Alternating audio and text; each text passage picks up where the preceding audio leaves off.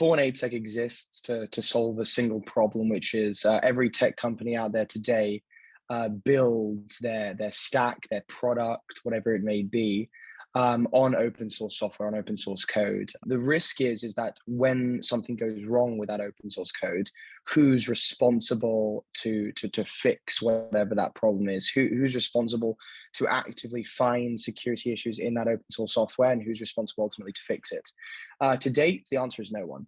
418sec want to become the enterprise responsibility partner for open source software in an enterprise, where we take that responsibility. So we actively try to find vulnerabilities in our customers' open source software, and actively try to fix the vulnerabilities, the security issues found. There's a big theme in application security called shift left, which is to move the security process to the very start of the development process, to imagine when you're building your product, what are the security features, what are the privacy features that should be included in the design of your product, and also, just generally speaking, when you're writing code for your product, what security considerations should you take? And I think this is the transition, is away from this managed service, this third-party human-centric way of doing security, to now tooling which has this intelligence of humans built in, which can then be deployed at a very granular level in enterprises, on that developer level, where developers can now begin to take more ownership of that security piece, because they're being kind of augmented with this new security tooling being built.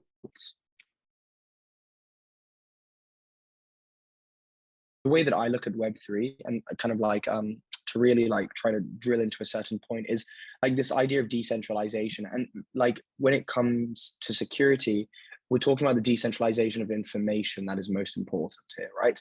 So previously, information was data was locked up in these enterprises, and you trusted the enterprises to put the appropriate safeguards in place to protect your information, whether this be as something as important as your banking information, or as or to some people something very important also is their personal information, where they live, their messages to friends, all of these this kind of data.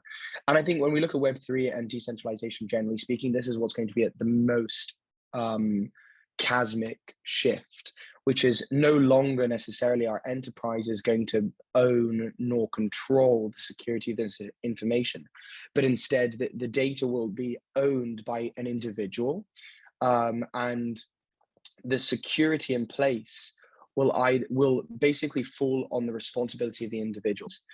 And that's really cool, because first of all, generally speaking, blockchains are created by a community, and it's normally open source, which means that anybody can audit how this works, anybody can contribute to it, can prod it in different ways to find problems, but also to improve it.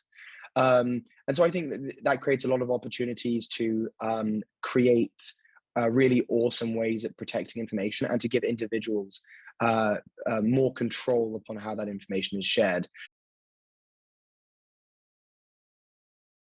As most young people on a computer, we explore, and I actually got into cybersecurity through hacking when I was young, and it started off just trying to hack games, so making cheats for games and all this kind of stuff. But then it started, turning into now making viruses and making malware, and then selling viruses and malware to third parties. Over a long period of time, I met other hackers, and as you do, even in a high school, you get beef with people, and I got beef with other hackers. And so what started to emerge was my group and their group started to try to one up each other, whether it first started off trying to be the best to release the most impactful malware that we could then sell. But then it turned into, hacking each other's emails or hacking each other's chat clients to find out what the features they were developing for their malware, and then they did the same to us. My most extreme thing is what we called